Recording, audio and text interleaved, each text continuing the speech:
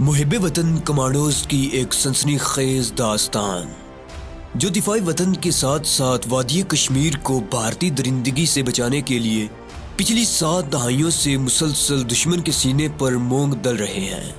कहानी की तरफ बढ़ने से पहले आपसे गुजारिश है कि चैनल को सब्सक्राइब कीजिए और वीडियो को लाइक कीजिए। आइए कहानी की तरफ चलते हैं।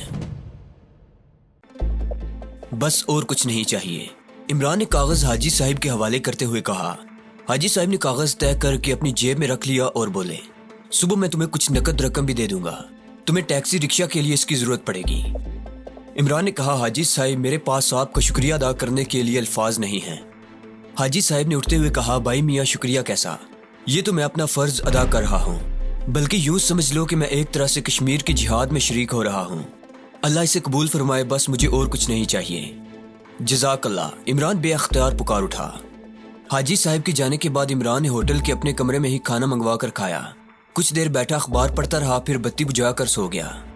दूसरे रोज सुबह सुबह हाजी साहब ने इमरान को साथ लिया और उसे वो जगह दिखाने चल दिए जहां से इमरान ने रात को अपने कमांडो मिशन पर रवाना होना था। इस जगह का सही हदूद अरबा मैं बयान नहीं करूंगा, यूं समझ लें कि ये शहर से थोड़े फासले पर थी। गवर्नमेंट का मंसूबा यहाँ एक नई कॉलोनी बनाने का था। अभी एक दो कनाल के प्लॉट कुछ फरोख्त हो चुके थे, कुछ खाली पड़े थे, किसी जगह भी तामीर का काम शुरू नहीं हुआ था। हाजी साहब ने अपने प्लॉट की गिर्द 4 दीवारी बना रखी थी। अंदर अलग अलग 2 छोटे छोटे कमरे थे। एक कमरे में बूढ़ा चौकीदार रात को सोता था, दूसरा कमरा खाली पड़ा था। हाजी साहब ने वो कमरा खोल कर चाबी कमांडो इमरान को दे दी और चौकीदार से कहा कि ये मेरे दोस्त हैं, आज की रात ठहरेंगे। कमरे के पीछे बाथरूम बना हुआ था। इमरान हाजी साहब के साथ वापस अपने होटल में आ गया। उसने अंदाजा लगाया था कि टैक्सी वगैरह उसे वहां किस तरफ से मिलेगी। दोपहर के बाद हाजी साहब इमरान के मिशन में काम आने वाली चीजें लेकर आ गए। उन्होंने प्लास्टिक के लिफाफे में से इलेक्ट्रॉनिक रॉड, खुफिया कैमरा और कमांडो चाकू निकाल कर इमरान के सामने मेज पर रख दिया। इमरान ने सबसे पहले इलेक्ट्रॉनिक्स रॉड को चेक किया। इसकी बैटरी चार्ज थी। ये बहुत बारीक सलाख की तरह का पेचकस था। इमरान को इसकी जरूरत थी। कैमरा भी सिगरेट लाइटर साइज का था। इमरान ने पूरी तरह कैमरे को चेक किया। हाजी साहब ने कहा, इसमें फिल्म डाली हुई है, एक फिल्म में ये 120 तस्वीरें लेता है। इमरान ने कहा, मुझे इसी कैमरे की जरूरत थी। इन चीजों के अलावा नायलन की स्याह रंग की रस्सी का गुच्छा भी था। हाजी साहब ने कहा, मैंने इसे चेक किया था, तुम भी चेक कर लेना। ये बहुत मजबूत रस्सी है, इसके टूटने का सवाल ही पैदा नहीं होता। तुमसे पहले कई जांबाज हुर्रियत पसंद इसे आजमा चुके हैं। बाकी तुम्हारा पिस्तौल भी मेरी जेब में है। इमरान बोला, मेरा ख्याल है इस मिशन में ये पिस्तौल मेरे काम नहीं आएगा। इसकी वजह जाहिर है, इसके आगे साइलेंसर नहीं लगा हुआ। ये पिस्तौल आप अपने पास ही रखें, हंगामी सूरत में मेरा कमांडो चाकू ही काफी होगा। इमरान ने हाजी साहब को बताया कि वो शाम होने से जरा पहले होटल से निकल जाएगा और अगर पकड़ा ना गया तो दूसरे रोज मुंह अंधेरे वापस आ जाएगा। हाजी साहब बोले, आज तक मेरे हाथ से निकल कर अपने मिशन पर गया हुआ कमांडो हमेशा कामयाब ही वापस लौटा है। तुम भी इंशाल्लाह कामयाबो कामरान वापस आओगे।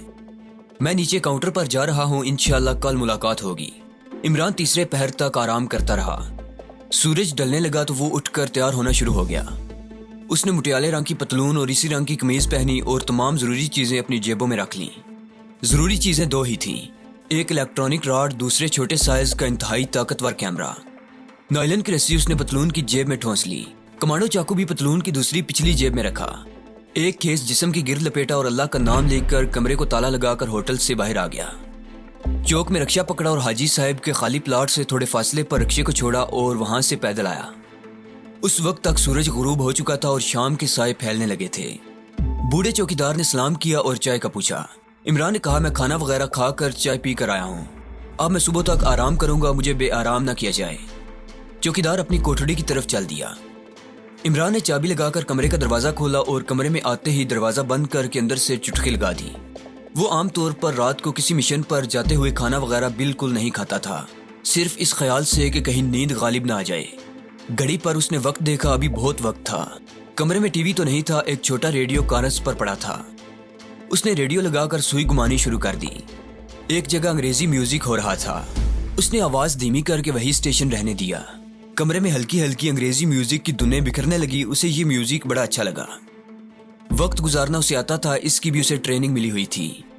वो जूतों समेत पलंग पर खेस थोड़ा ऊपर करके लेट गया और बहुत कुछ सोचने लगा।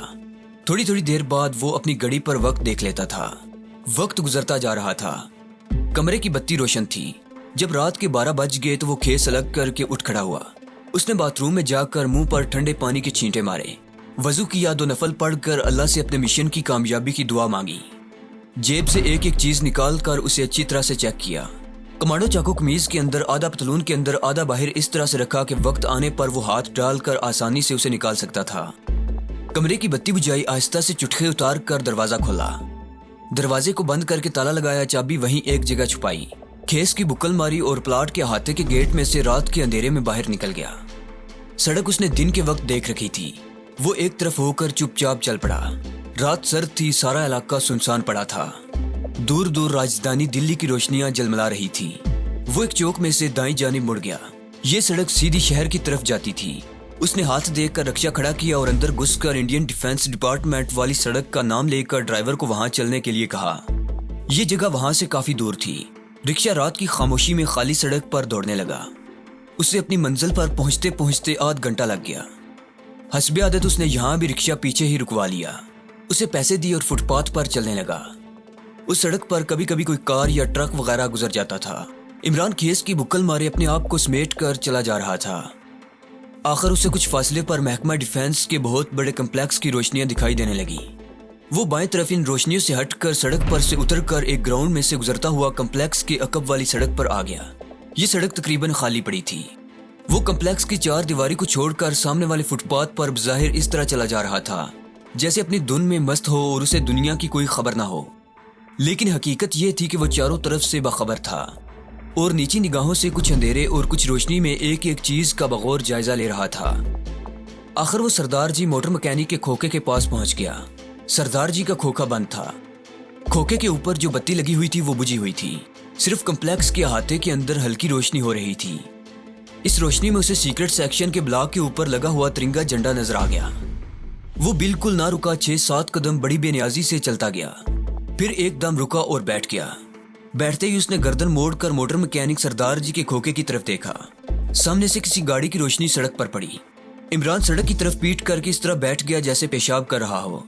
जब गाड़ी गुजर कर काफी दूर चली गई तो वो एकदम से उठा, दौड़कर सड़क पार की और खोखे के पीछे अंधेरे में खोखे की दीवार के साथ लग कर खड़ा हो गया।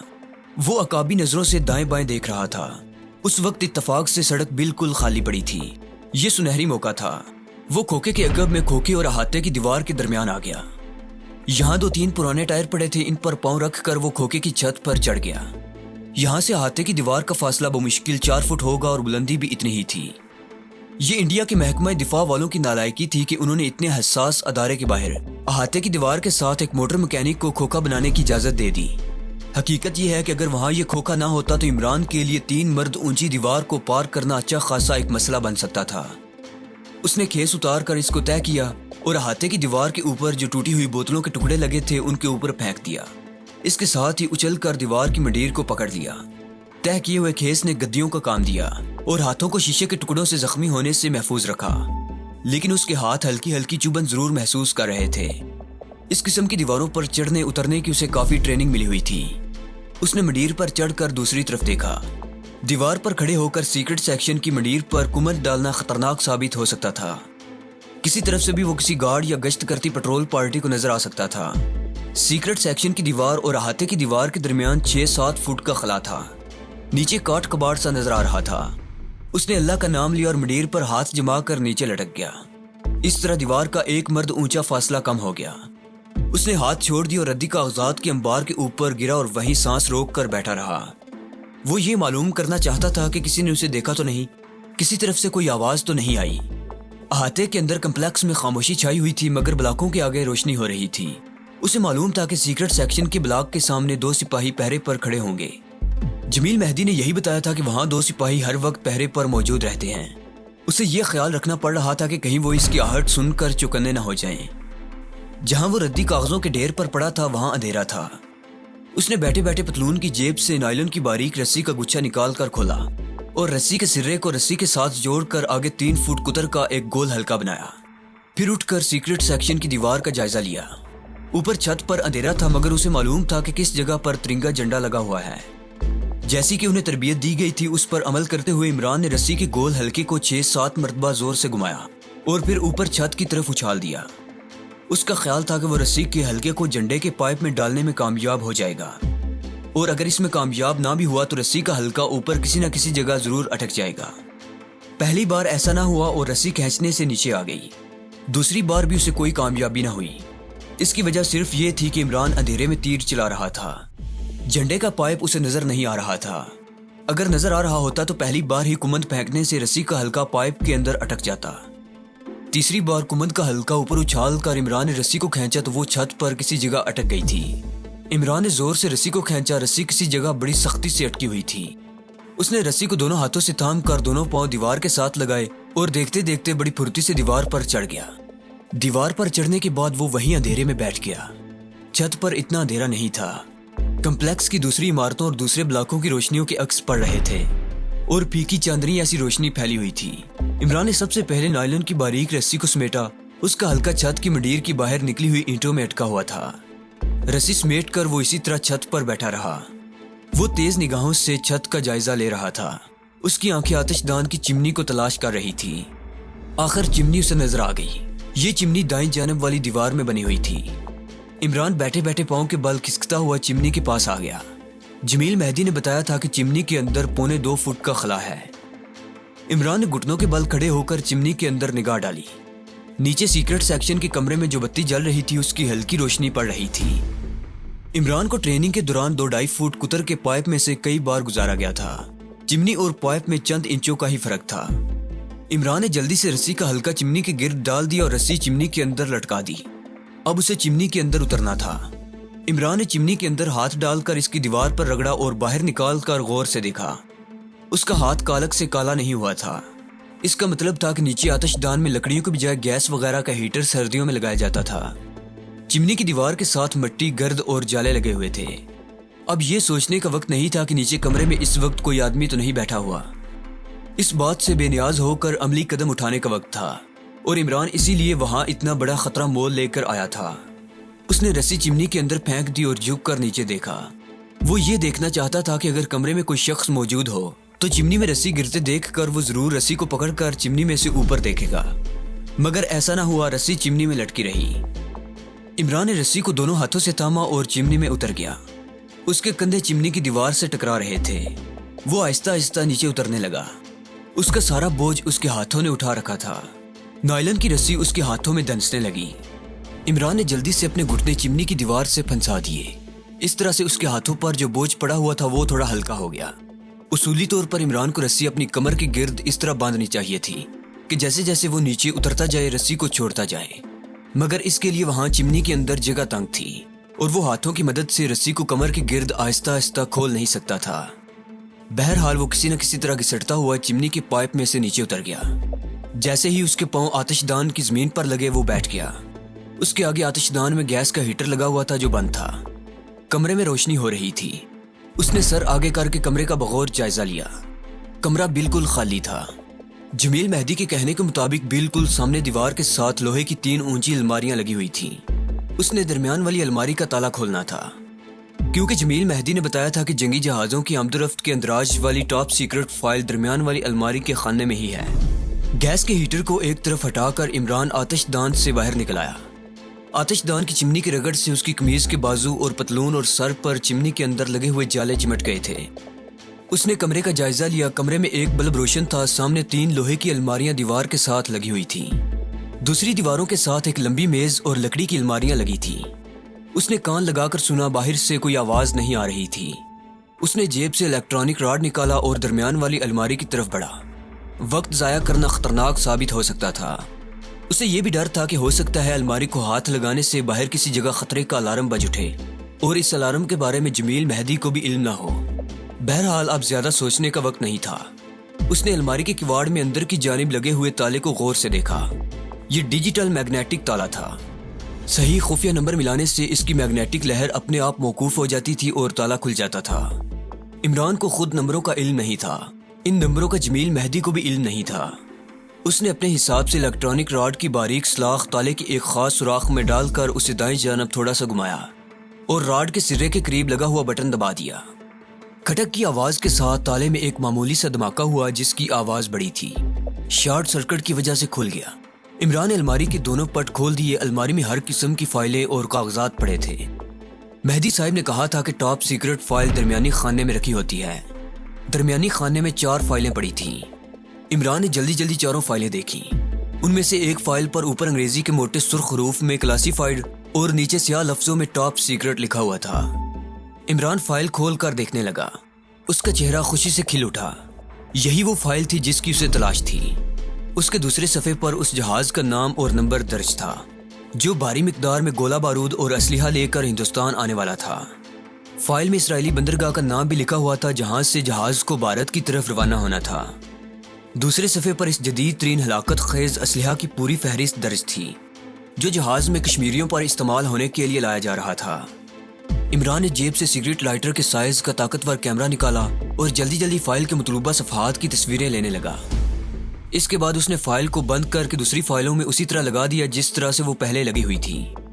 اب تالے کو پہلے کی طرح لاک کرنا اور اس میں برقی روح کو بحال کرنا تھا. عمران نے الماری کو بند کیا, تالا لگایا اور الیکٹرانک راڈ سے سب سے پہلے اس کی بیٹری کی برقی روح کو بحال کیا. اس کے بعد راڈ کی سوئی کو ڈیجیٹل کے 2 سوراخوں میں باری باری ڈالا اور ان پر ہلکا ہلکا دباؤ ڈال کر جلدی سے راڈ کی سوئی باہر کھینچ لی. سرکٹ پورا ہونے پر کلک کی آواز آئی اور تالا پھر سے بند ہو گیا. عمران نے جیب سے رومال نکال کر الماری اور تالے پر لگے ہوئے اپنی انگلیوں کے نشان اچھی طرح صاف کیے اور آتش دان کی طرف آ کر گیس کے ہیٹر کے پیچھے بیٹھ گیا. نائلن کی رسی اوپر تک جا رہی تھی. اس نے رسی کو 2-3 بار آہستہ آہستہ کھینچا. جب اس کی تسلی ہو گئی تو چمنی کے پائپ میں دونوں گھٹنے پھنسائے اور رسی کو پکڑ کر آہستہ آہستہ اوپر چڑھنا شروع کر دیا. اس وقت عمران کو احساس ہوا کہ دستانے لانے کتنے ضروری تھے. جیسے ہی اس کے ہاتھ چمنی سے باہر آئے اس نے رسی کو چھوڑ کر چمنی کی منڈیر کو پکڑ لیا اور پوری طاقت سے جسم کو اوپر اٹھا کر بازوں سے منڈیر کو پکڑ کر اپنے جسم کو کمر تک باہر نکالا اور پھر باری باری دونوں ٹانگیں باہر نکال لی. چھت پر آنے کے بعد وہ وہیں بیٹھ گیا. اس کا سانس پھول گیا تھا. چمنی کے پائپ میں اوپر چڑھتے ہوئے اسے کافی مشقت کرنا پڑی تھی. اس نے جلدی جلدی نائلن کی رسی کو اوپر کھینچا, اس کا ہلکا چمنی سے اتارا اور اس کا گچھا بنا کر اسے پتلون کی جیب میں ٹھوس دیا. الیکٹرانک راڈ اور کیمرے کو اس نے پہلے ہی پتلون کی محفوظ جیب میں سنبھال کر رکھ لیا تھا.